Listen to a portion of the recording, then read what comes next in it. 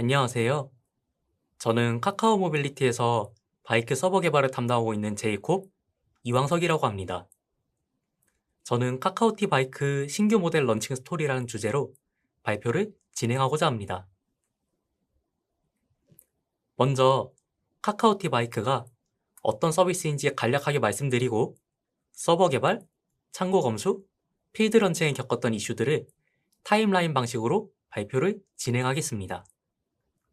먼저 카카오티 바이크 서비스를 간략히 소개해 드리겠습니다. 카카오티는 출발지와 도착지만 입력하면 목적지까지 끊김없는 이동수단을 제공하는 완성형 마스 플랫폼입니다.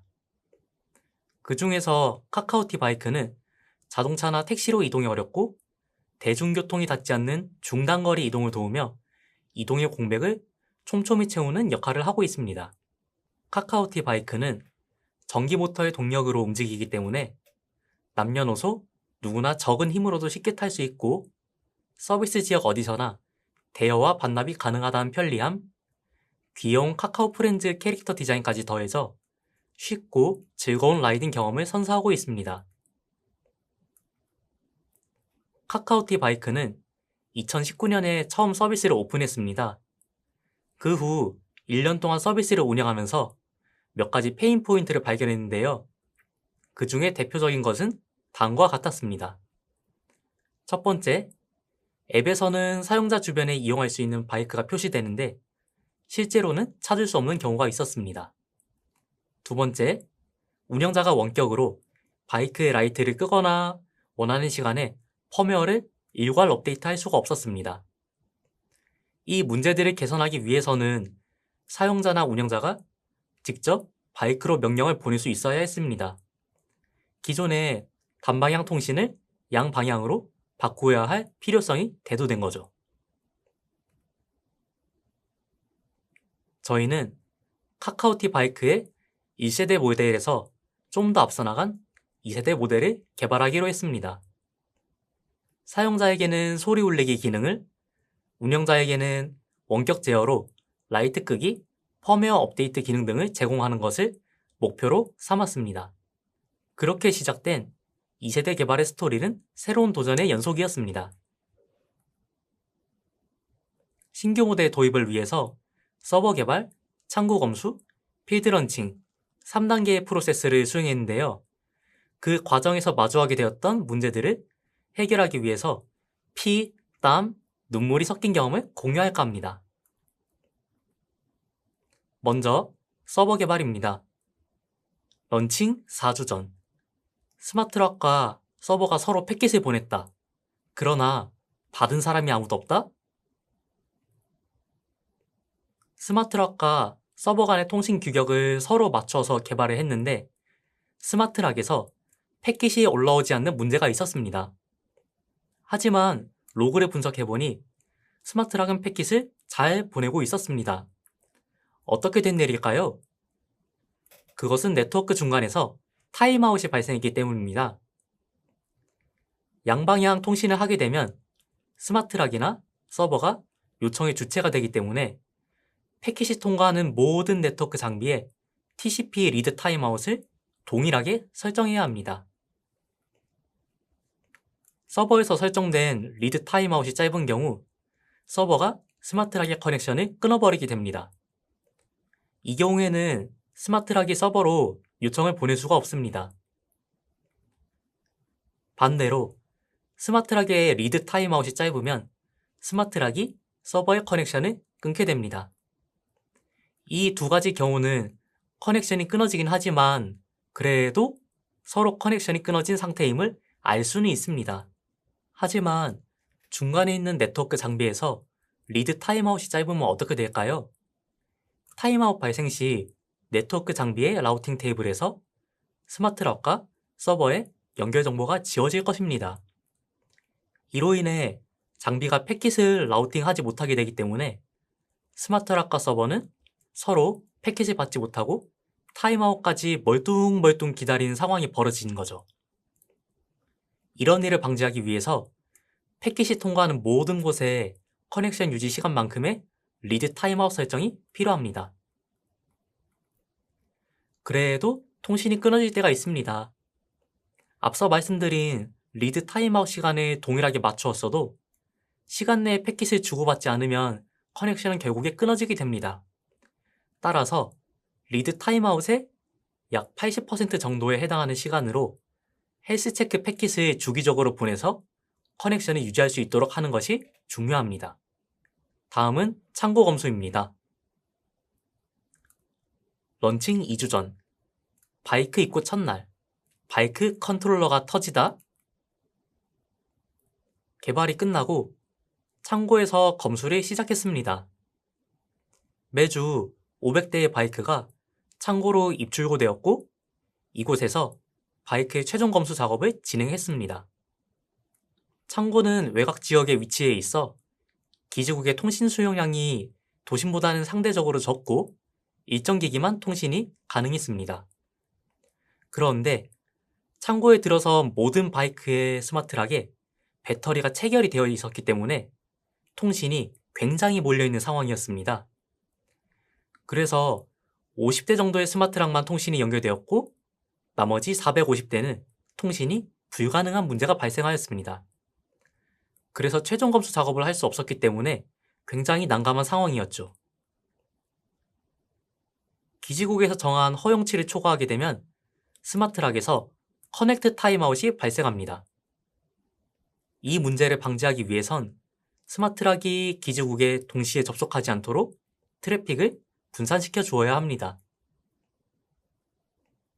이상적으로는 모든 스마트락의 전원을 제거하고 검수할 기기만 부팅하는 것이 좋겠지만 제한된 인원과 현장 상황으로 보았을 때 굉장히 오래 걸린 작업이었습니다. 그래서 검수할 기기만 재부팅을 시도하여 통신 플로우를 다시 시작하게끔 작업했습니다. 런칭 일주일 전, 창고 검수, 끝없는 고난의 행군. 왜 이렇게 안 되는 게 많은 걸까? 런칭 이후에는 바이크를 분산해서 배치하겠지만 검수라는 특수한 상황 때문에 창고에는 500대의 스마트락이 밀집되어 있었습니다. 이런 환경에서 커넥션이 되기는 했지만 500대의 스마트락이 동시에 어드버타이징을 하기 때문에 원하는 기기를 스캔하기까지 오랜 시간이 걸렸습니다. 블루투스 커넥션이 매우 느렸던 것이죠. 그래서 점검이 필요한 기기는 밀집된 장소를 벗어나 별도로 관리해야 했습니다. 그 다음 문제는 통신이 안 될 때 스마트락이 열리지 않는다는 것이었습니다. 이 역시 창고라는 외곽 지역의 특수성 때문에 통신이 잘 되지 않아서 발생한 이슈입니다. 기존에는 스마트락이 락 열림 요청을 서버로 보내고 서버로부터 응답을 받아야 실제 잠금 장치가 열렸기 때문이죠. 그래서 통신이 되지 않더라도 블루투스로 스마트락이 열릴 수 있도록 통신과 기기 자체의 동작을 분리함으로써 락이 열리지 않는 문제를 해결할 수 있었습니다. 이번엔 바이크를 반납했는데 라이트가 꺼지지 않는 문제가 발생했습니다. 앞서 말씀드린 케이스와 동일한 상황입니다. 스마트락이 반납을 완료했다는 요청에 대해 응답을 받아야지만 라이트가 꺼졌던 거죠. 기기 자체에서 처리가 가능하다면 통신과는 무관하게 동작하도록 시스템을 재설계하였고 이 문제도 해결을 하였습니다.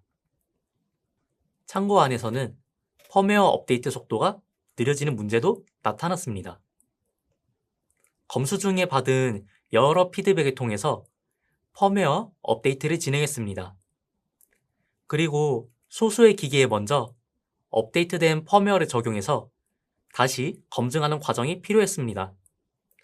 하지만 창고는 사방과 천장이 막혀 있었기 때문에 통신 신호가 다소 약했습니다. 창고에서는 최대 2시간까지 걸렸던 펌웨어 다운로드가 야외에서는 5분에서 10분의 짧은 시간이 소요된 걸 발견하고 야외에서 작업을 진행했습니다.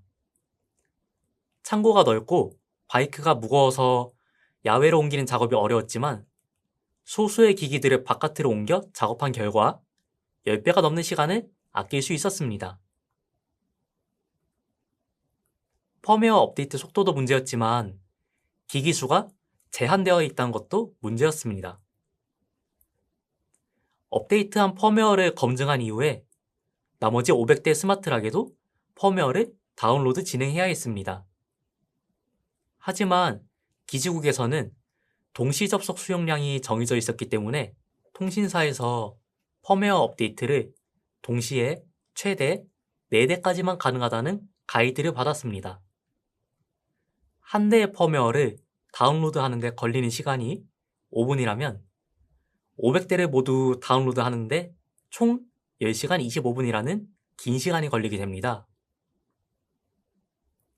런칭 일정을 맞추기 위해서는 시간을 더 줄여야 하는 상황이었습니다. 그래서 시간적 효율을 높이기 위해 통신 품질이 비교적 좋은 도심 지역으로 스마트락을 옮겨서 다운로드하기도 하였고, 통신 사용자들이 적은 밤과 새벽 시간대를 활용하는 등 각고의 노력을 들였습니다. 다음은 필드 런칭입니다. 런칭 디데이, 드디어 필드 런칭. 이번엔 배터리가 문제였습니다. 우여곡절 끝에 창고에서 검수 작업을 마치고 첫 500대를 필드에 배치했습니다.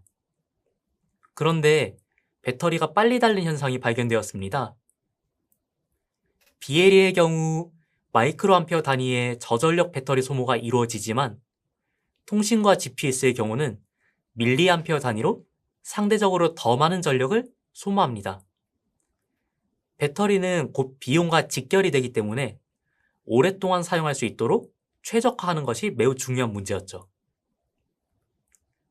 사용자들이 바이크를 타는 시간보다 바이크가 대기한 시간이 훨씬 길었습니다.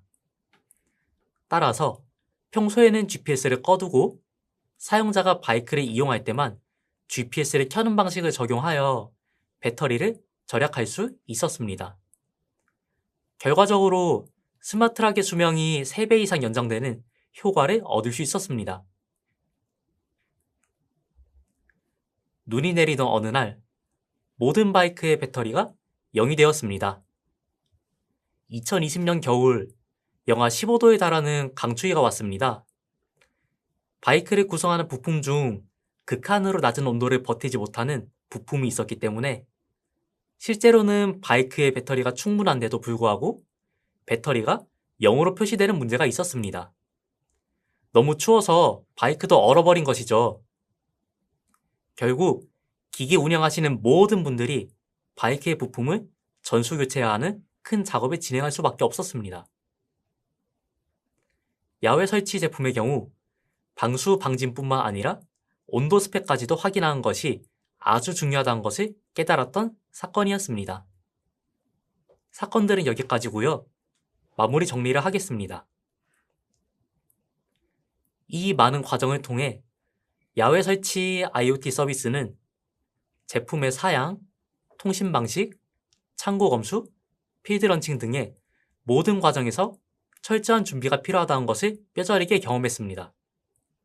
더불어 비용과 직결이 되는 배터리 소모량과 통신 사용량 역시 꼼꼼하게 검토한 것이 중요하다는 것도요. 필드 런칭 후에도 수많은 유지보수 과정을 통해 서비스를 안정화했습니다. 이런 노력들과 양방향 통신을 도입한 덕분에 2세대 카카오 바이크는 1세대 바이크에서 발생했던 페인 포인트를 개선할 수 있었습니다.